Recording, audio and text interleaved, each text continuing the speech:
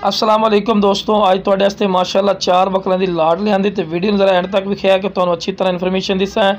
ते माशाअल्लाह 3 बकरे ने चंगे बिग बकरे और जड़ना एक दुंदा है पिया ते नाल ही खस्सी हैं पे तिन्ने ही खस्सी हैं। 2 नागरे दे विच माशाअल्लाह चेक कर रहे हैं।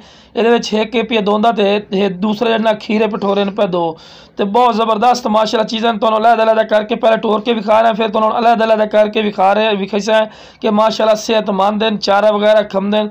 तो लो जनाब हुण तुहानूं एक करके जानवर विखा रहे हैं। तो लो जनाब पहले नंबर पर माशाअल्लाह बकरा आ गया ने पिया खस्सी भी है भाईजान, तो वाइट अख दे विच ही ने तो माशाअल्लाह बेहतरीन क्वालिटी वाला तो खीरा पठोरे ने, कोई दुंदा चौगा नहीं। तो लो जरा तुहानूं चारा भी खवा के विखा रहे हैं कि माशाअल्लाह सेहतमंद और एक्टिव। तो एक होर भी भाई दस देवीए कि इनू खस्सी कराए नो तकरीबन अज 7वां 8वां दिन ने पिया इनू खस्सी कराए नो, ठीक है ना। इस वजह तो यदा वजन भी तुम दस देवीए 50 तो 60 किलो वजन उसी जेडे 3 बकरे तुम शुरू तो विखा रहे हैं। उस तो बाद एंड वाला बकरा भी कैसा है वो थोड़े रेंज च सस्ता उसने तो वह रेट भी जायज़ है। लो जनाब दूसरे नंबर पर आ गया माशाअल्लाह नागरा बीतल बकरा, बहुत ज़बरदस्त 2 दांत हो चुका ही नहीं पिया। पिछले दिन मुड़वे सिंह तो बड़ी सोहनी माशाअल्लाह चीज़ ने पे, जितनी हम तरीफा करिए ना उतनी काम में चीज़ अपने आप ही माशाअल्लाह बोल जाती भी वाकई कोई चीज़ है।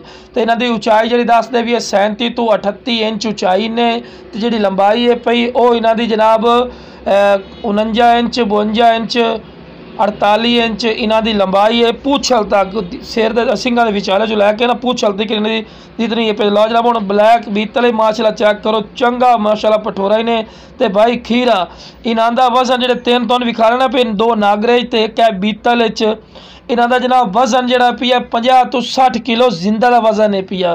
कोई भाई आसे ना भी सानू तोल के दो तो इंशाल्लाह भाई ने तोल के भी विखा सा लाइव वीडियो कॉल दे विच इतना तक असीं कर सकते हैं। तो जी उचाई दसी इंशाल्लाह कन्फर्म दसी तो जोड़ा भाई इंशाल्लाह कॉल करसी जहाज मुनासिब राइट से भी इंशाल्लाह मिल जासी। तो लो जनाब आखिरी नंबर पर आ गया वजन ने पिया 40 kg का वजन है पिया। उम्र 12 तो 13 महीने खीरा पठोरा ने तो आंडी ने पी, कोई खस्सी नहीं है, ठीक है ना। तो जेड़ा भाई इंशाल्लाह कॉल कर सी कॉल की कदर कर सा इंशाल्लाह जहाज मुनासिब राइट इंशाल्लाह लाज साहब।